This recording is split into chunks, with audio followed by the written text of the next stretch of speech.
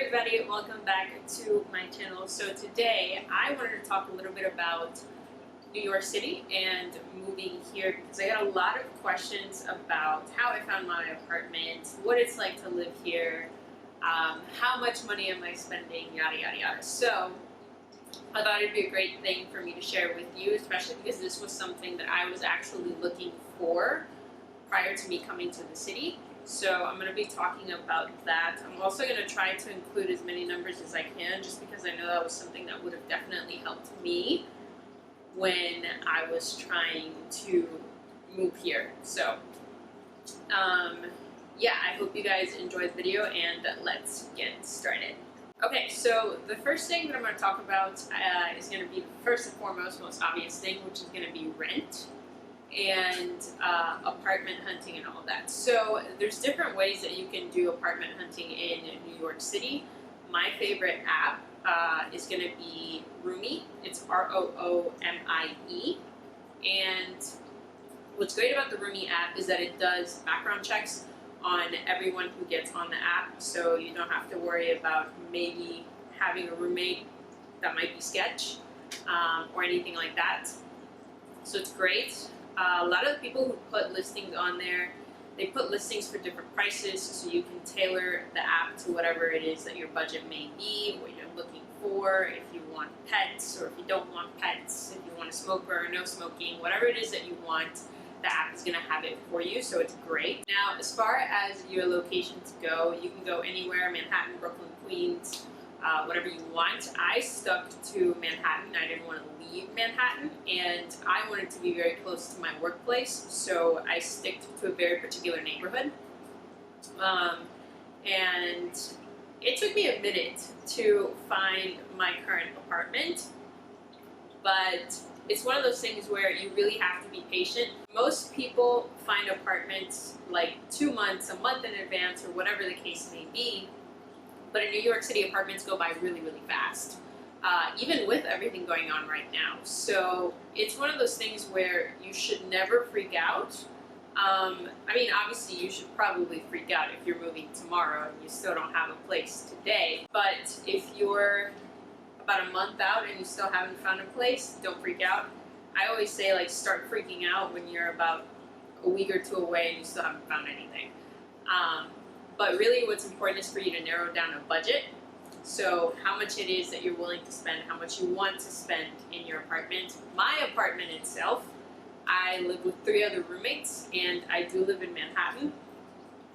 And my rent, and that's utilities included, everything else, is only $730. Now, to some people that might seem like it's a lot of money. To other people that might seem like it's actually really not. But to be entirely honest, for Manhattan rent, that is ridiculously cheap. I mean, I tell people all the time, especially considering where I live in a relatively like proxy neighborhood. So when I tell people where I live and how much I'm paying for rent, they're all like, what? Because that's completely unheard of for them. And that's the truth, is that my rent is actually very low. There's people who I know that live in Brooklyn and their rent isn't even that low. So I got a pretty good score as far as my place goes and how much I'm paying for rent. Now, did it take me a while to find the apartment? Yes. I literally had to look on the Roomie app every single day for about a month straight until I found this apartment. And the minute I found it, I sent a message, like 2 seconds after I saw it, and I told her, like, I told the landlord, hey, I'm really interested, what can I do? And sent over the deposit. All went by really fast, very clean, and now here we are. So, like I said, just be patient. Figure out your budget, which is important. Realistically, I had a budget of about anywhere from $700 and something to $1,200 to $1,300, I think. $1,300 was my absolute max as far as paying rent goes. Obviously, I wanted something cheap, but if it meant that I would have to compromise certain amenities, I'd be willing to compromise them. And I live in a pretty nice apartment in a very nice neighborhood. It's very quiet, it's very safe area of Manhattan, so I can't complain whatsoever. I think I got lucky, but you can get lucky too. You just have to be willing to put in the work. You need to check the app every single day. Now, that's not the only way that you can find apartments in the city. There's other places, like if you want to rent on your own, or if you have the money to rent on your own, you totally can. Most people in the city use Street Easy. It's one of the fastest ways to find apartments. A lot of them, you don't even have to go through any brokers kind of fees, so that's always a plus. And if you don't want to use Street Easy and you're willing to kind of get just a random roommate, there's always a Facebook group called Gypsy Housing. So that's for anyone living in New York City or moving to New York City. It's mostly college students, so like younger people.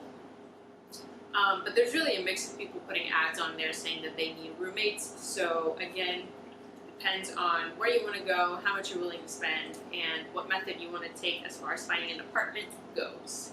So for those of you who don't know, I am a college student. I have a part-time job, not a full-time job.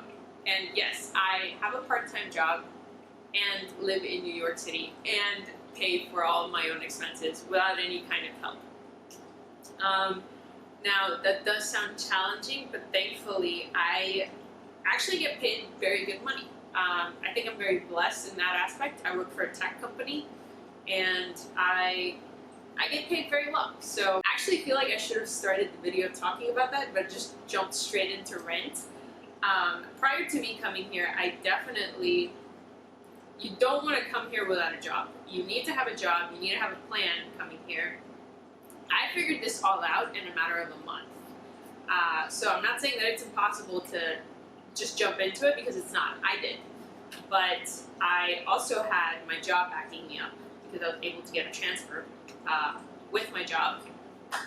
Shout out to that.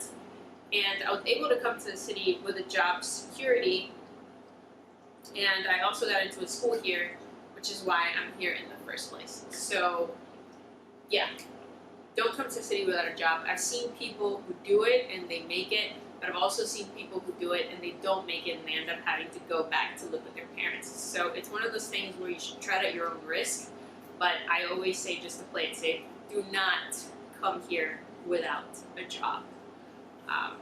So there's that. Now, let's talk about living expenses. Let's talk about groceries. So everything here in the city is going to be expensive. No matter where you go, no matter what you're buying or what you're doing, what services you're paying for, it's going to be expensive. I remember once upon a time I heard a rumor that living here was expensive, like rent here is expensive, but the food is cheap, and I can tell you that whoever started that was not a New Yorker, because that's an absolute lie. Everything here is going to be more expensive. Like considering groceries, for instance. There's this little corner store up my street called Prestige or something like that, which is just like your average Joe grocery store. Nothing really special about it, just sells whatever. And I went to buy almond milk there, and the almond milk there was $7, right? Okay, $7. I decided to go to Whole Foods because that's the grocery store that I used to shop at back home, and I figured that would be familiar. And the almond milk, exact same brand, at Whole Foods was $3. So please be mindful of where you are shopping, because places will rip you off if they can, and believe me, they will. So it's crazy to think that I actually spent less money at Whole Foods just doing my groceries there than I spent at an average Joe grocery store. But that's the truth. I spent about $45, 45? Actually, to be exact, I spent $49 last week on my groceries, and that was at Whole Foods. And I got an entire week's worth of groceries, and that's pretty much what I spend on a weekly basis.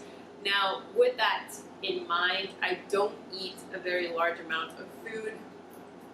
I try to follow intermittent fasting, Now, I know for some people, whatever you may think about the diet, you like it or you don't like it, whatever your reasons may be, that's just what I like to follow. It's also very budget friendly, which is why I stick to that. I also buy very simple things like potatoes and salads and all this other stuff, chicken, things that are very simple to cook and very stress-free, so that I can cut my cooking time and everything can be more convenient. So that would cover groceries. Now, as far as other expenses go, besides your groceries, there's going to be other miscellaneous things like your essentials. So last week I spent about $45 on essentials for myself, like skincare and body washes and stuff like that at Target. But I don't obviously buy those very often, only when I run out of them. So that's like maybe, I don't know, like maybe once or twice a month, because I tend to stock up on things. So I tend to buy more in the first run so that I don't have to keep going back. So yeah, I spent about $45 on lotions and body washes and stuff like that at Target the other day. Yes, there are times where you want to go out and you will have the opportunity to go out. And sometimes you do have to spend that money and you might not want to, but that's something that I've learned that I have to keep allotted into my budget, because I thought, okay, well, I'm just not going to go out and I'm not going to spend any more money than what I actually have to spend. But the truth is, while yes, you can actually do that successfully, you also need to have a social life to maintain a balance. So I think last time I went over to a friend's house and I took the subway. So unlimited pass for a week is $10 right now, which I feel like that's actually lower than what it was before COVID. I'm not really sure, but I feel like that's low. But yeah, the unlimited pass was $10 for a week. So I went ahead and bought the unlimited, only used it once. So probably don't recommend you do that.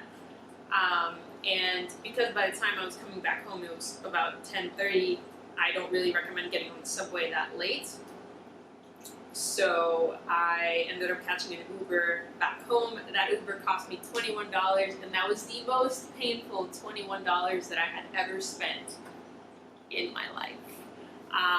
But that was something that I learned in that moment that I needed to allot into my budget, because you need to set aside at least, and I mean like at least, $75 for just miscellaneous spending. And that means like when you might go out, when you might have to catch an Uber, and that $75 is me putting it gracefully, because that means that you're not really going out that often, but you are allowing yourself to do so. Maybe like what, once every 2 weeks you might spend that. You might spend that total really in a month. So to be entirely honest, this is me basing it off of a budget that I've been going through for the past 2 weeks.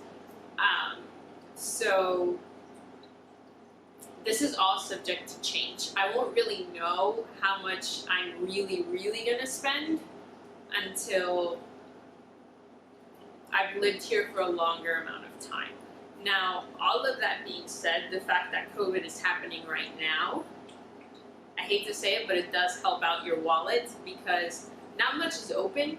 There's not really a whole lot of option for you to spend an insane amount of money unless you're going to see friends or you're going out to dinner with someone, or whatever the case may be. Spending really isn't something that's happening like crazy right now. So that's kind of a blessing in disguise. COVID isn't, but the fact that you may be spending less money because of COVID is. So yeah. But I think that's about what I spent in the last 2 weeks.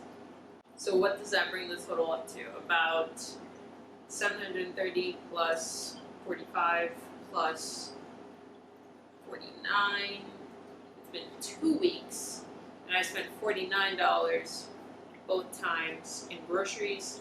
So that brings my total to $904, and that's taking in my rent, the Uber, the 2 weeks of food, and the Target stuff.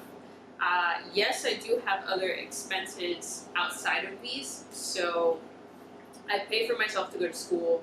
I do have credit card debt because I'm a person in her 20s and I'm human. School, credit card debt, phone bill, Netflix account. I started paying for my own Netflix account. That's actually kind of sad. I feel like I've definitely adulted in the past 2 weeks. So,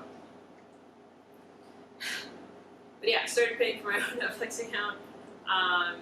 Subscriptions, like various subscriptions like Apple Music and all this other stuff. You definitely need to have a good amount of money there, and you need to have a stable income. Yes, I am part-time, so income stability isn't exactly guaranteed, but the great thing is, yes, I did come here with a savings account. No, my savings account wasn't huge. My savings account was only $3,000. I mean, I don't know if you think that's a lot of money or maybe that's not enough money, but that's what I came here with by myself. And if worse comes to worse, I just pull from there, but I generally try not to touch that money because that is reserved for school. So that covers that. I think that pretty much sums up the cost that I've spent for the past 2 weeks. Obviously, if you were to take all of that and multiply it by the next 2 weeks to total it into a month, that would be about $196 roughly on groceries, and that's if I'm hitting the $49 mark every single time. And that would be in a month. If I were to get another Subway Unlimited pass, that's $40 in a month as well. Although, to be entirely honest, I don't think I'm going to do that. I think I learned my lesson. So I think for now, I'll be sticking to my neighborhood. As long as I can walk to wherever it is I'm going to, I'm just going to take that option because it's the cheaper option. So I recommend doing that. So that kind of gives you a brief idea as to how much it is that we're looking at as far as living in the city goes. Now, this is from someone who has to budget very strictly. I have considered getting a second job, but to be honest, I think right now I need to just feel it out. I think I'm more freaked out because it was such a jump, and this was my first time moving out of home entirely. So yes, it is scary, and yes, it's going to be scary, especially in the beginning. If you're watching this and this is something that you yourself want to do, if I could give you any advice, it would be don't freak out, and definitely have a plan. You need to have a plan before coming here, because there's nothing that you can execute successfully without a plan. I mean, you can take a leap of faith, but that's only going to get you so far before you start freaking out because you don't have a plan. So I'd say have a plan. If you're scared to take the jump, don't be scared and just do it. It's going to be scary at first no matter what, but it will get better, and you are going to make it, I promise you, because where there is a will, there is a freaking way, I promise. So I think that's all I have to say for this video. I hope that answered some of you guys' questions. I know people were DMing me on Instagram asking me how I found my apartment and what it's like living here and how much I'm helping out as far as expenses go. So yeah, that gave you like a rough idea as to how much it is that I'm spending. I didn't talk about how much it is that I'm paying for school and my credit card and all those other expenses, because that would have probably freaked you out, and everyone's debt is entirely different. Everyone pays for different things. So all those other things just kind of seem irrelevant at this point. Although if that's something that you guys would be interested in seeing, I could definitely go through with a little bit more information as to how much it is that I'm spending on all of those things. So yeah, I think that's it for this video. I hope you guys enjoyed the video, and if you have any more questions, please do not hesitate to send me a message or let me know, whatever it is. And I will try to answer it as best as I can. I hope you guys have a great rest of your day, and I will see you in my next video. Bye, guys.